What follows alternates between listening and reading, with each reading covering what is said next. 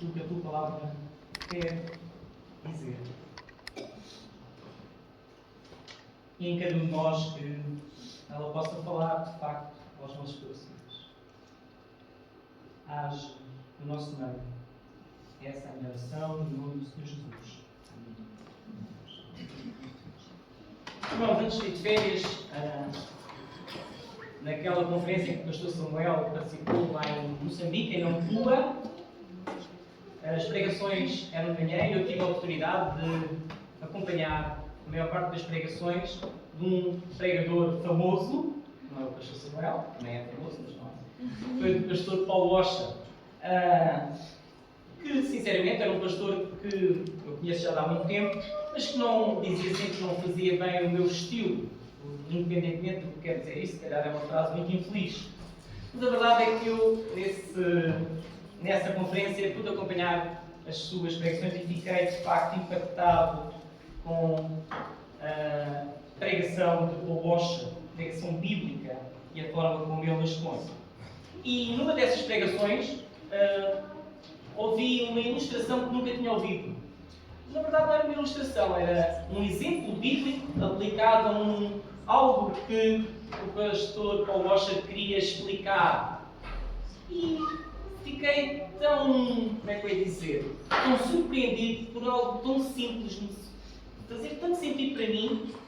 Fui ao texto e voltei a estudar esse texto e, aliás, partilhei com alguns irmãos.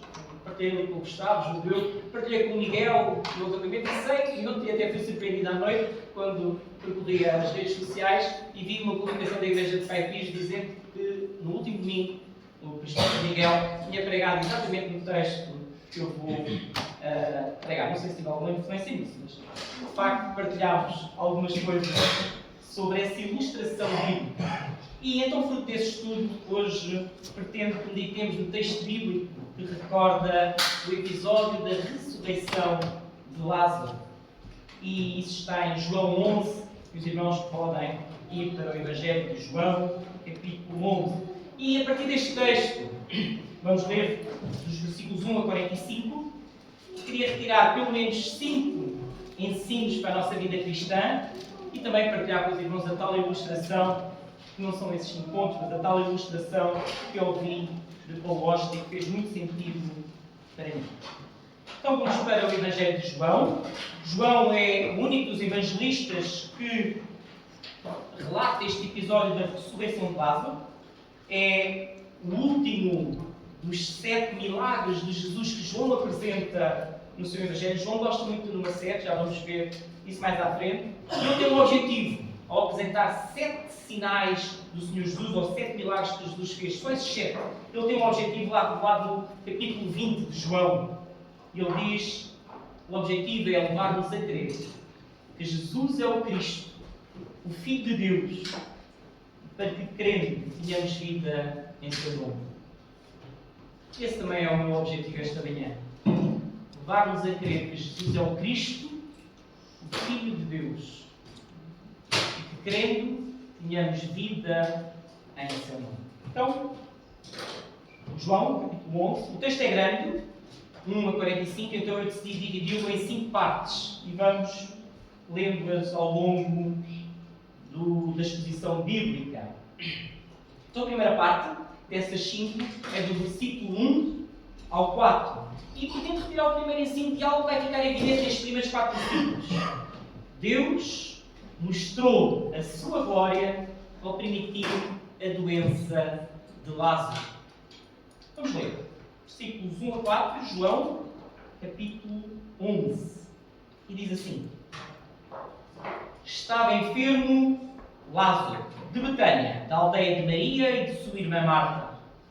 Esta Maria, cujo irmão Lázaro estava enfermo, era a mesma que ungiu com bálsamo o Senhor e lhes enxugou os pés com os seus cabelos.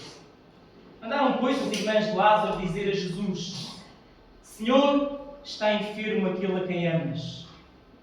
Ao receber a notícia, disse Jesus: Esta enfermidade não é para a morte, e sim para a glória de Deus, a fim de que o Filho de Deus seja por ela glorificado. Até aqui esta primeira parte. dos 7 sinais, ou melhor, sim, dos 7 sinais que João apresenta, este é o quinto. Mas este é o último sinal realizado pelo Senhor Jesus antes de ser preso. É o último milagre público. Na verdade, é este milagre que nós temos com o pastor Samuel acompanhado o relato dos últimos dias do Senhor Jesus, ao estudarmos o livro de Marcos. Na verdade, é este milagre que vai, de certa forma, fazer com que o Sinédrio decida que Jesus tinha de morrer. E provavelmente estamos então 2 a 3 semanas antes da prisão e morte do Senhor Jesus Cristo. E esta ressurreição de Lázaro é, sem dúvida, um apontar para algo maior que irá acontecer, não daqui a muito tempo. A ressurreição do próprio Senhor Jesus Cristo. E nestes primeiros 4 versículos, nós temos um contexto deste episódio da ressurreição de Lázaro. E nós somos então levados a esta história e percebemos o tom mais pessoal de João a contar esta história. Percebemos que esta narrativa tem algo mais pessoal e nós percebemos porquê. Porque o Senhor Jesus tinha uma relação de afeto com esta família lá de Betânia, a família destes 3 irmãos. Betânia, já ouvimos falar muitas vezes de Betânia. Betânia era uma pequena aldeia a 3 km de Jerusalém.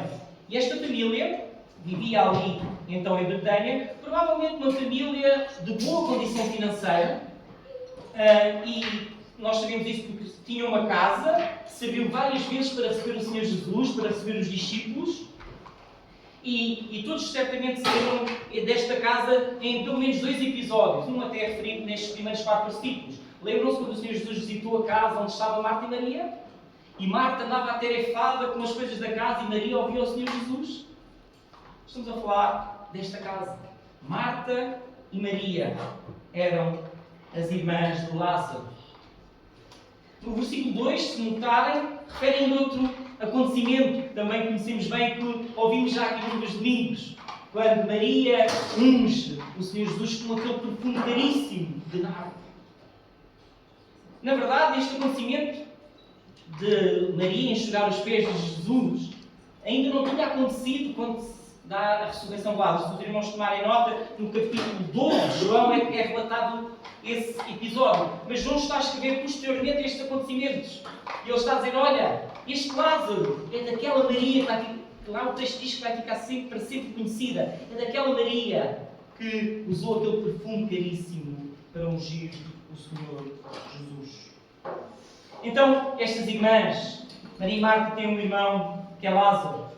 E Lázaro adoece, e a doença devia ser grave. E há essa percepção, porque há uma urgência em avisar o Senhor Jesus. E então, Jesus devia estar na Pereira, cerca de 40 km de distância, do outro lado do Rio Jordão. E então estas irmãs, certamente na expectativa que o Senhor Jesus tinha uma relação de intimidade com aquela família, que elas conheciam os milagres do Senhor Jesus, poderia curar a enfermidade de Lázaro. Elas mandam um mensageiro. Provavelmente um dia de viagem, esse mensageiro vai até à Pereira onde está o Senhor Jesus a informar que o seu irmão, aquele a quem Jesus amava, estava doente. Jesus, embora estivesse rodeado de uma grande multidão, não era aquele pregador distante que não tem relacionamentos com ninguém. Então Jesus conhecia bem esta família. Ele tinha ficado naquela casa por várias vezes, tinha desenvolvido um amor, um apego, tinha uma relação pessoal com aqueles 3 irmãos, e em especial com Lázaro, alguém com quem tinha uma amizade forte. O texto diz a quem amava Jesus. E nós, sabendo isso, quando lemos o versículo 4, ficamos assim, um bocado estranhamos.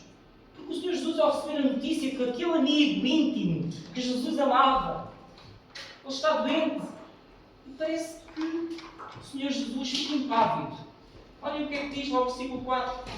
Ao receber a notícia, disse Jesus: esta enfermidade não é para a morte, e sim para a glória de Deus, a fim de que o Filho de Deus seja por ela glorificado.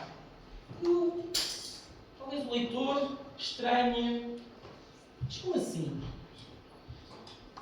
Jesus ama aquele amigo, Lázaro, e permite que ele fique doente, que sofra, parece impávido. E sim, Jesus permite que o seu grande amigo Lázaro fique doente, que sofra. Mas porquê? Ele já curou tanta gente, até à distância. Ele curou. Por que não fazer isso a Lázaro? Final do versículo 4. Para que a glória de Deus seja manifestada. E aqui temos o primeiro ensino que eu gostaria de partilhar com os irmãos esta manhã. E talvez um ensino que não devemos esquecer, especialmente em tempos difíceis. Deus também manifesta a sua glória por meio do sofrimento do seu povo. Eu retiro, Deus também manifesta a sua glória por meio do sofrimento do seu povo.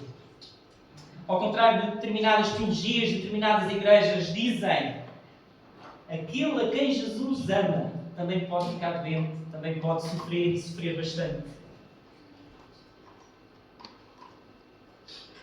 Lázaro, aquele a quem Jesus amava, ficou doente de morte e sofreu bastante, certamente. Mas saibamos, no meio do nosso sofrimento, no meio da nossa angústia, Cristo mostrará a sua glória. Pode mostrar de várias maneiras em dar-nos condições de suportar o sofrimento que estamos a passar, de manifestar a nossa fé diante do sofrimento, ou mesmo de nos curar, como veremos aqui neste episódio. A glória de Deus, não nos podemos esquecer disso. É o propósito de todos os acontecimentos que Deus permite na nossa vida. E devíamos ter isso em mente quando passamos por momentos difíceis, quando passamos pela dor, pela aflição, e a nossa tendência é reclamar. A nossa tendência é dizer, não te importas que a gente morra, como cântico. Não te importas que a gente pereça. Mas notem-se, se em vez de reclamarmos, nós tivéssemos essa perspectiva de podermos estar a ser usados para a glória de Deus, talvez fosse mais fácil suportar a dor e a aflição. Talvez se nós soubéssemos que o sofrimento pode ser uma circunstância que Deus está a usar para o glorificarmos, talvez pudéssemos passar esses momentos sem reclamar tanto. Talvez manifestando a nossa fé e ser um exemplo para os outros. Porque vamos ter situações de doença, vamos ter situações de dor. Todos nós estamos sujeitos a isso, mesmo aqueles a quem o Senhor Jesus ama. Ele ama. Vamos para a segunda parte do nosso texto, dos versículos 5 a 16. Diz assim: Ora, amava Jesus a Marta e a sua irmã e a Lázaro. Quando depois soube que Lázaro estava doente, ainda se demorou 2 dias no lugar onde estava. Depois disse aos seus discípulos: Vamos outra vez para a Judeia. Disseram-lhe os discípulos: Mestre, ainda agora os judeus procuravam apedrejar-te e voltas para lá? Respondeu Jesus: Não são 12 as horas do dia? Se alguém andar de dia, não tropeça, porque vê a luz deste mundo. Mas se andar de noite, tropeça, porque nele não há luz. Isto dizia e depois lhe acrescentou: Nosso amigo Lázaro adormeceu, mas vou para despertá-lo. Disseram-lhe, pois, os discípulos: Senhor, se dorme, estará salvo. Jesus, porém, falara com respeito à morte de Lázaro, mas eles supunham que tivesse falado do repouso, do sono. Então Jesus lhe disse claramente: Lázaro morreu. E por vossa causa me alegro de que lá não estivesse, para que possais crer. Mas vamos ter com ele. Então Tomé, chamado Dídimo, disse aos seus discípulos: Vamos também nós para morrermos com ele. É aqui. Bem, se para alguns já é um pouco estranho Jesus permitir que alguém que ele ama tenha um relacionamento próximo possa ficar doente, mais difícil talvez fique agora compreender que Jesus demora-se 2 dias depois de saber que Lázaro está doente à beira da morte. Porquê que ele não vai logo a correr em seu socorro? Maria e Marta mandam avisar com urgência. Lázaro estava doente e Jesus, ok. Imaginamos as perguntas. Mas ele não vai já para lá? E Jesus diz não. Diz lá o versículo 6, e demora-se mais 2 dias no lugar onde estava. Até que lá no versículo 7 diz aos seus discípulos, agora sim, vamos para a Judeia. Versículo 11, nosso amigo Lázaro adormeceu, mas vou para despertá-lo. Os discípulos parecem não compreender e não compreendem de facto o que Jesus diz e dizem, pois se ele adormeceu, não é? Ele está salvo, vai acordar, está salvo. Porque é que a gente precisa de ir lá? Os judeus já te querem matar, vamos lá todos morrer? E Jesus então esclarece. Não é que Lázaro esteja a dormir. É que durante este tempo, Lázaro já tinha morrido. Versículo 14, Lázaro morreu. Estes 3 dias, portanto, um de viagem, aqueles 2 dias que Jesus espera, impávido e sereno. Lázaro morreu. E então, lá no versículo 15, o Senhor Jesus diz, agora sim, que ele morreu, a gente vai.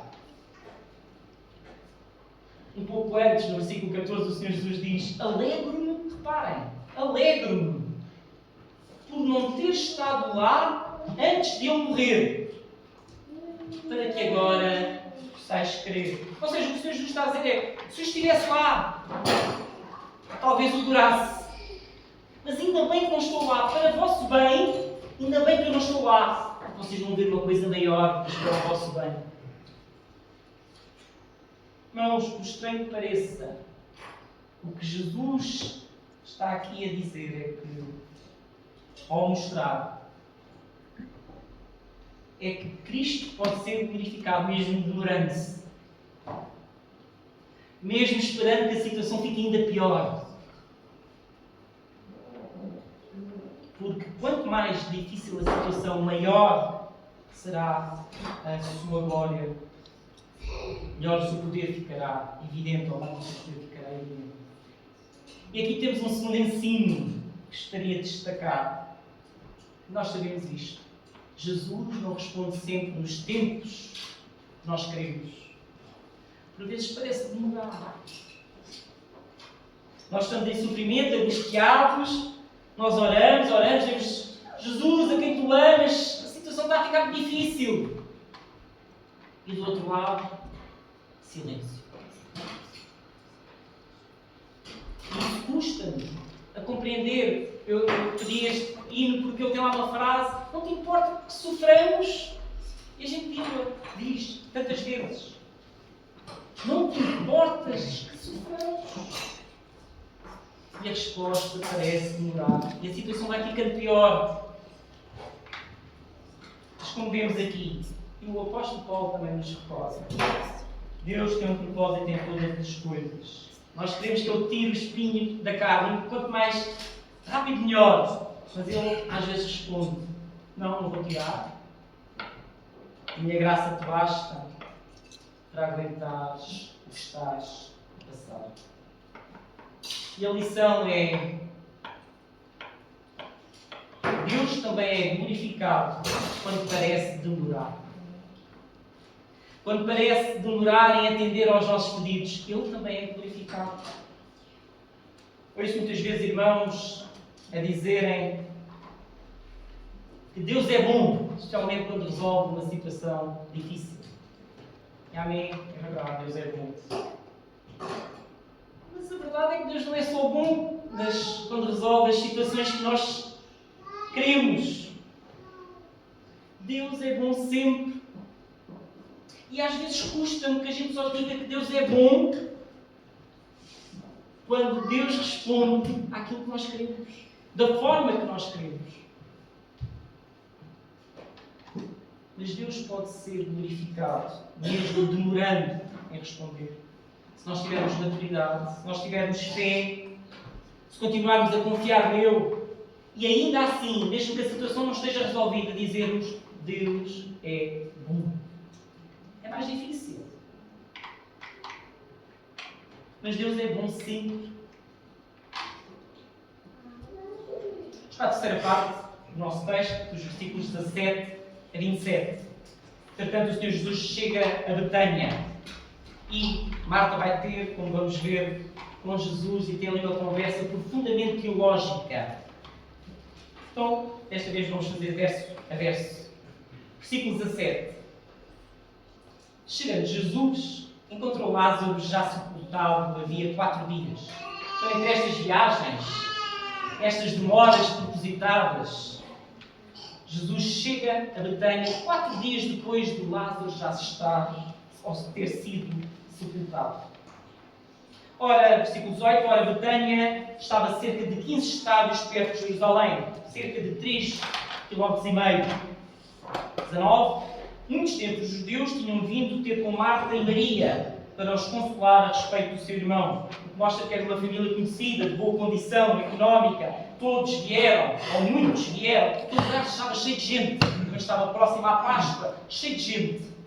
Testemunhas do que iria acontecer na verdade. Então, versículo 20, Marta, quando soube que vinha Jesus, saiu ao seu encontro. Maria, porém, ficou sentada em casa. Esta parte não nos surpreende. Nós conhecemos já Maria e Marta. Marta, agitada Marta, sabe que o Senhor Jesus vem, vai logo. Não consegue ficar parada, vai logo ao encontro do Senhor Jesus. E Maria em casa. Então, quando Marta encontra o Senhor Jesus, inicia-se um diálogo que está aí relatado. Versículo 21. Disse, pois, Marta a Jesus: Senhor, se estiveres aqui, não teria morrido meu irmão. E ela talvez estivesse certa. No fundo, ela está a dizer: eu sei que tu tens todo o poder para curar. Eu sei que tu não deixarias morrer o meu irmão. Versículo 22. Mas também sei que, mesmo agora, tudo quanto pedires a Deus, Deus te concederá. Marta está a revelar grande confiança e fé no Senhor Jesus. Ela não sabe muito bem o que esperar agora de Jesus. Talvez aquela situação para ela já fosse uma situação irreversível. Mas ela sabe que Jesus é o Filho de Deus. Ou pelo menos ela sabe que Deus atende os pedidos de Jesus de uma forma especial. E que se Jesus lhe pedisse, Deus faria. Então notem, Jesus avança um pouco mais. Versículo 23. Declarou-lhe Jesus: teu irmão há de ressurgir. Marta parece não querer acreditar no que houve. Então racionaliza. Muitas vezes fazemos isso. Eu sei, explicou Marta. Ele há de ressurgir na ressurreição no último dia. Marta, conhecedora das Escrituras, acreditava como grande parte dos judeus que no dia do juízo, lá em Jó, em Daniel, no dia do juízo final, todos os mortos seriam ressuscitados para a vida eterna. E quando Jesus diz que Lázaro iria ressuscitar, ressurgir, ela pensou: bem, o Senhor Jesus certamente está a falar da ressurreição do último dia. Está-me a tentar consolar com isso. Então, Jesus faz uma das afirmações mais importantes que encontramos no Evangelho de João. Disse-lhe Jesus: eu sou a ressurreição e a vida.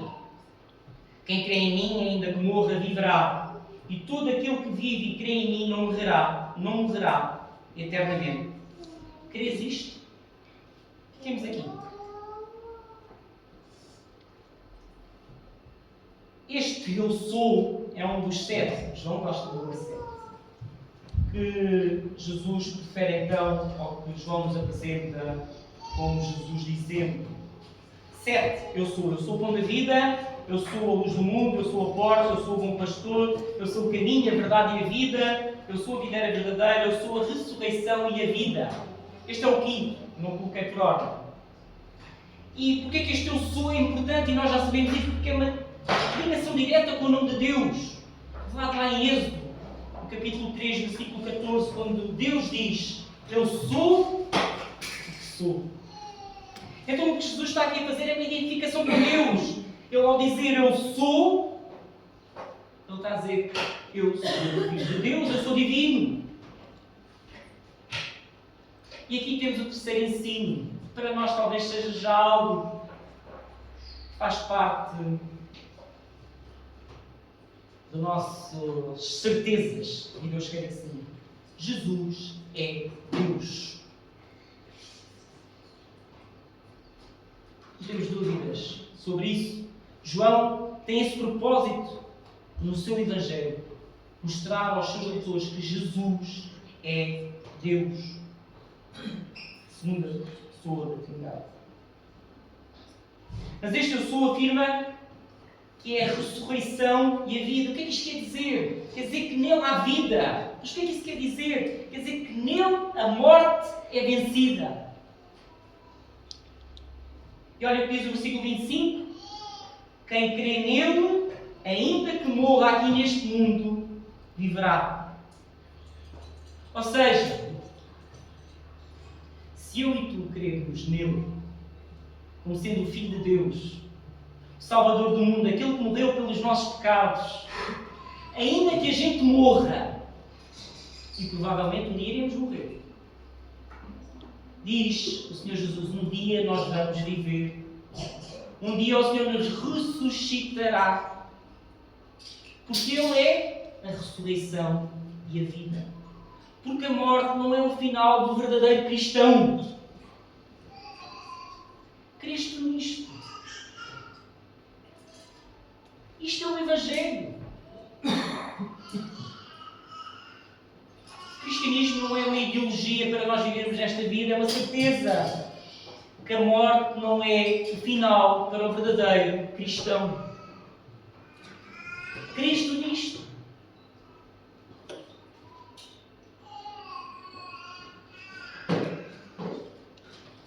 Marta respondeu afirmativamente. Sim, Senhor, respondeu ela. Eu tenho crido que Tu és o Cristo, o Filho de Deus que devia vir ao mundo. E Tu creste nisto?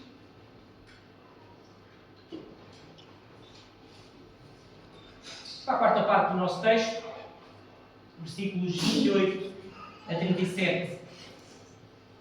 E é um texto impressionante, uma parte impressionante. Jesus tinha acabado de afirmar, eu sou, e agora Jesus vai chorar. Tal e qual como nós choramos, Jesus vai chorar. Veja, versículo 28 a 37.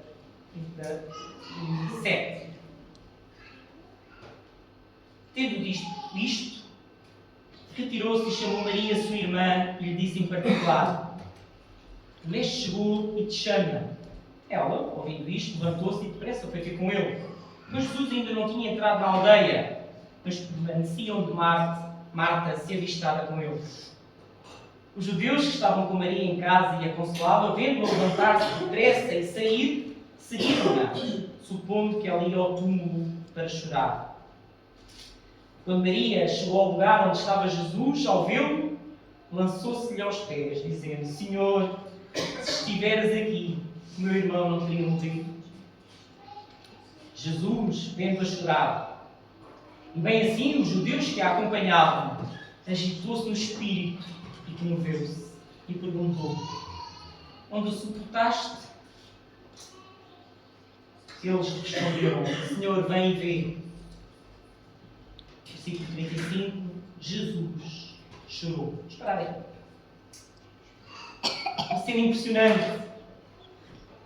Maria vai ter com Jesus, uma multidão de gente a acompanhá-lo, pensando que ela vai ao túmulo chorar. Maria, ao ver Jesus, lança-se aos pés de Jesus e repete algo que Marta tinha dito, sinal que elas tinham falado sobre isso. Está no versículo 32, se estivesse aqui, meu irmão não teria morrido.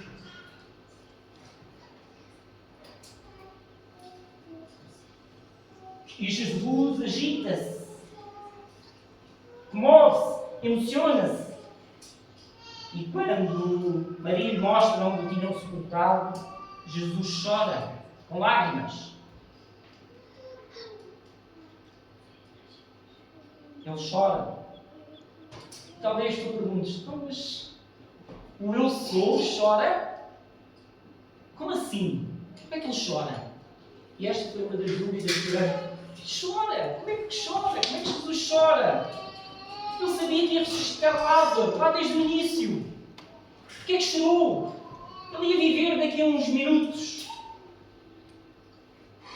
Porquê é que chorou? Jesus chorou porque ele também era plenamente homem. Aquele que era verdadeiramente Deus era verdadeiramente homem. Ele podia sentir a dor daquelas irmãs. Ele sentiu a falta de Lázaro. Ele teve compaixão. Ele teve cuidado. Ele teve empatia, algo que nos está a faltar cada vez mais. Ele identificou-se com aqueles que choravam. Ele colocou-se no lugar do outro. Ele chorou com os que choram. Ele chorou porque Lázaro estava morto, porque sabia que ele iria viver. Ele chorou porque se identificou com os que choram. Identificou-se com a dor. Empatia. Bem, o choro foi tão evidente que até os judeus que estavam ali comentaram. Vejam o que é que diz o versículo 36 e 37. Então disseram os judeus: vede quanto o amava. Mas alguns objetaram: não podia eu, que abriu os olhos ao cego, fazer que este não morresse? Nos funerais há sempre que estão lá para fazer comentários, nós sabemos isso. E não era diferente. Uns confirmavam o amor de Jesus, mas outros, afinal, ele não é assim tão poderoso. Afinal, deixa-me morrer o seu amigo.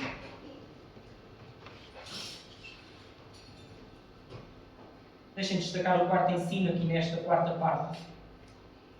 Jesus, que é verdadeiramente Deus, é também verdadeiramente homem. E o que isso quer dizer? Bem, deixem-me explorar esta parte. Ele conhece o nosso sofrimento por ser plenamente homem. Ele conhece as nossas angústias. Daí que o autor aos Hebreus, lá no capítulo 4, versículo 15, disse: porque não temos um sumo sacerdote que não possa compadecer-se das nossas fraquezas. Está a falar de Jesus.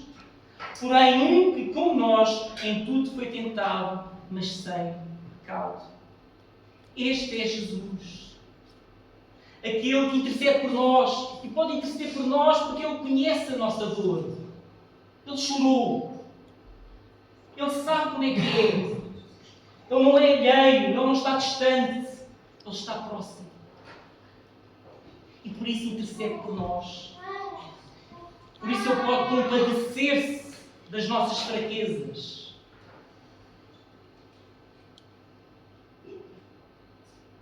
Vamos então à última parte.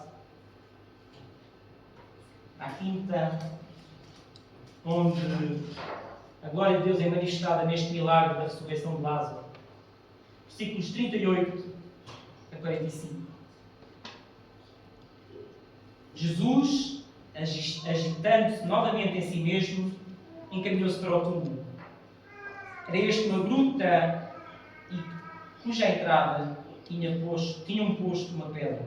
Este era o hábito dos judeus, não era como nós. Nós, os mortos, colocamos num caixão e enterramos na terra. Os judeus faziam de outra forma. O morto era enfaixado com ligaduras embebidas em perfumes, em óleo, e eram colocados em grutas e tapados com uma grande pedra, porque não era permitido tocar em mortos. Versículo 39. Então ordenou Jesus: tirai a pedra. Disse-lhe Marta, irmã do morto: Senhor, já cheira mal, já é de 4 dias. Recordemos que este episódio decorre com uma multidão de gente a assistir. Aqueles judeus que tinham vindo consolar aquela família estavam ali a assistir a tudo. E Lázaro tinha sido sepultado há 4 dias, era normal que já cheirasse mal. Então, quando Jesus diz: tirem a pedra, imaginem o espanto de toda a gente. O quê? Tirar a pedra? Há 4 dias.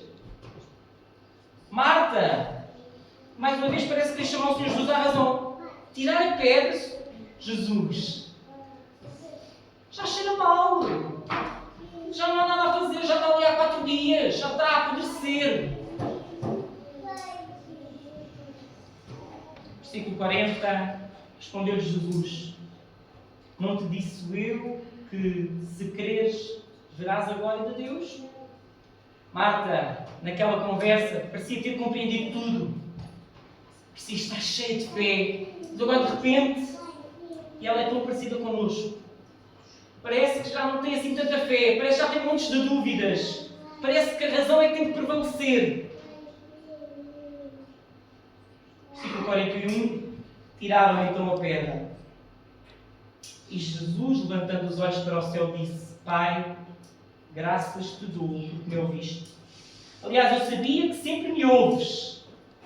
Mas assim falei por causa da multidão presente, para que creiam que tu me enviaste. Apesar daquelas objeções, a pedra é retirada. E quando isso acontece, Jesus ora ao Pai. Na verdade, ele agradece a Deus. Notaram? Agradece por ele o ter ouvido. O que supõe que provavelmente até lá na Pereia, ou até antes de ser informado disso por aquele mensageiro, ele já sabia, já tinha orado a Deus a propósito do que iria acontecer. Ele agora diz: graças te dou porque me ouviste. E notem, ele faz aquela oração pública manifestando gratidão. Não é porque Deus irá ressuscitar Lázaro, é porque aquelas pessoas todas terão a oportunidade de ver a glória de Deus. Deus está preocupado com aquelas pessoas vivas que estão ali. Está preocupado que eles vejam a glória de Deus, para que compreendam que Ele é o Filho de Deus e possam vir à salvação. E tendo, versículo 42, 3, desculpem. E tendo dito isto, chamou em alta voz: Lázaro, vem para fora. Tal e qual quando Deus disse: haja luz, e houve luz, Jesus, numa voz bem audível: Lázaro, vem para fora. E aquele cadáver, aquele boneco de carne sem vida, pelo poder de Deus, sai para fora. Volta a ter vida. Olha o que diz o versículo 44. Se aquele que estivera morto, tendo os pés e as mãos ligadas com ataduras e o rosto envolto num lenço, então lhes ordenou Jesus: desatai-o e deixai-o livre. Aquele que estava morto agora tem vida. E lá vem Lázaro, todo cheio de ligaduras. Imaginamos a cara de espanto das pessoas. Já se imaginaram ali? Coisa extraordinária como ninguém viu. Não havia mau cheiro nem nada. Alguns comentadores notam que Jesus fez o que só Deus podia fazer. Notem. O que o homem podia fazer, Jesus não fez. Notem, ele podia ter tirado a pedra, mas mandou tirar a pedra. Ele podia ter desaparecer aquelas ligaduras e Lázaro aparecer ali, mas não disse: tirem as ligaduras. Somente aquilo que Deus podia ter feito, que era dar aquela vida, Jesus fez. Aquilo que o homem podia fazer, Jesus mandou o homem fazer.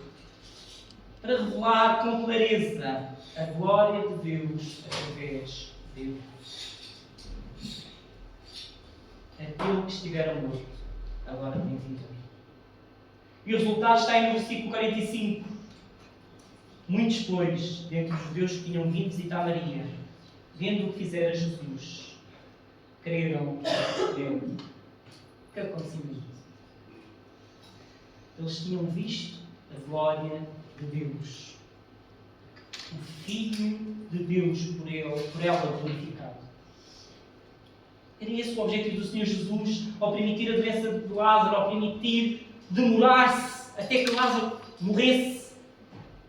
O objetivo era que aqueles que estavam ali vissem a glória de Deus e que Ele fosse glorificado através dela.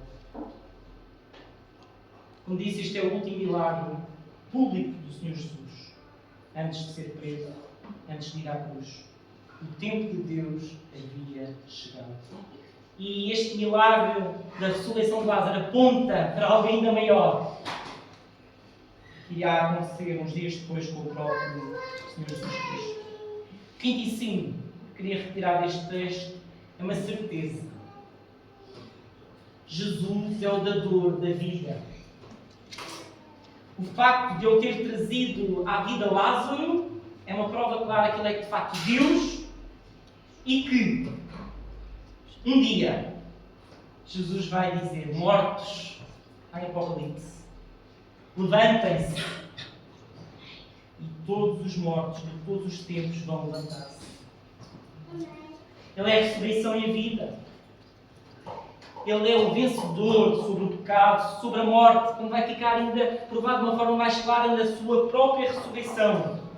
Ele é o vencedor sobre Satanás. Ele tirou aquele homem da morte. Ele é vida, ele é vida eterna.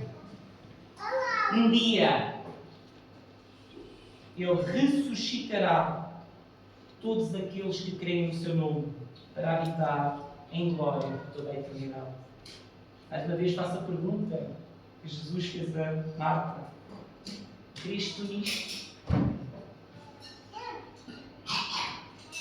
Crês tu nisto? Que ele tem esse poder?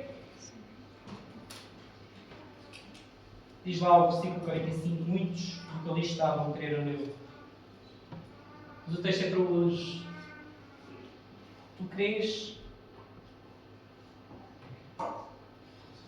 Nós queria concluir então. Disse então que tinha estudado este texto por causa dessa referência que ouvi na tal pregação. Deixa-me então partilhar essa ilustração, que é uma à parte a estes 5 ensinos que procurei retirar do texto. E o que Paul Washer disse é algo tão simples. Os irmãos vão dizer: ok, já sabíamos isso há tanto tempo. Mas para mim, olha, foi algo que me fez todo o sentido. É uma ilustração, portanto, a ressurreição de Lázaro é uma ilustração do que é salvação. E deixem-me dizer aqui algumas coisas evidentes a todos sobre Lázaro. Aquele homem deitado naquele túmulo estava mesmo morto. Certo? O texto refere 4 dias que ele é sepultado. Estava mesmo morto. Ou seja, ele não tinha vida, isso quer dizer que está morto. Tinha ouvidos, mas não ouvia. Mas a verdade é que Lázaro obedeceu quando Jesus lhe disse: Lázaro, sai para fora. Ele obedeceu. E a pergunta é: mas se ele estava morto, como é que ouviu? Como é que o morto ouve? Falemos para coisas mortas. Elas ouvem. E se ele estava morto, como é que ele ouviu que o Senhor Jesus lhe disse: sai para fora? Ele só pôde ouvir. Se algo aconteceu entretanto, ele só pôde ouvir se lhe foi dado uma nova vida. Aqueles ouvidos só puderam ouvir a voz do Senhor Jesus se ele já tivesse uma nova vida. Fez com que aqueles ouvidos ouvissem e ele pudesse obedecer. Como é que nós somos salvos, irmãos? Quando estamos perdidos, estamos mortos. É isso que diz a palavra. Estamos completamente mortos em delitos e pecados. Estamos completamente surdos. Não há vida. Estamos completamente insensíveis à voz de Deus.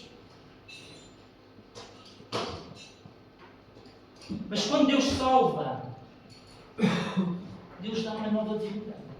Nós devemos de regeneração. Faz com que tu, que estavas perdido, surdo, insensível à voz de Deus, ouças, entendas o Evangelho e sejas convertido. Para eu ouvir o Evangelho, para eu entender o Evangelho, para eu ter fé, é necessário que haja uma nova vida em mim. Não vai ser pela razão, não vai ser pela qualidade de exposição do pastor, não vai ser pelo muito bom livro que tu leias. não és tu que decides, não depende de ti, converteres a Deus. Não tens influência nenhuma na tua salvação. Isso custa ouvir, mas é a verdade. Lázaro não fez nenhum esforço para voltar à vida. Nenhum. Não és tu que decides, eu vou crer em Deus. É Deus, através da ação do Espírito Santo, que te faz nascer de novo. Para que tu possas entender e ouças, com olhos de ouvir, coração para receber a chamada eficaz e recusável do Evangelho. Foi esta ilustração que Paulo Rocha disse. E para mim, eu creio nisto já há tanto tempo. Mas de facto nunca tinha ouvido ilustrado com a ressurreição de Lázaro. Para mim fez tanto sentido. Não sei se para os irmãos faz. Mas fica pelo menos a tentativa. Irmãos, nos possamos lembrar que mesmo no sofrimento, nos tempos difíceis, Deus manifesta a sua glória. Que Deus continua a ser bom, continua a ser glorificado, mesmo quando parece demorar-se. Que Jesus é verdadeiramente Deus. É isso que João quer que a gente creia. Que ao mesmo tempo plenamente homem. Alguém que sofreu como nós, que nos compreende, que está próximo, que intercede por nós junto do Pai. Finalmente, Ele é o autor e dador da vida. E tal como ressuscitou Lázaro, um dia irá suscitar-nos para a vida eterna. Crês nisso? Deus nos ajude a compreender o seu plano.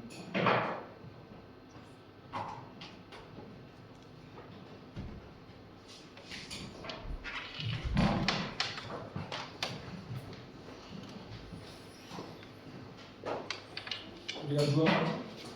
Vamos terminar o nosso culto com um cântico.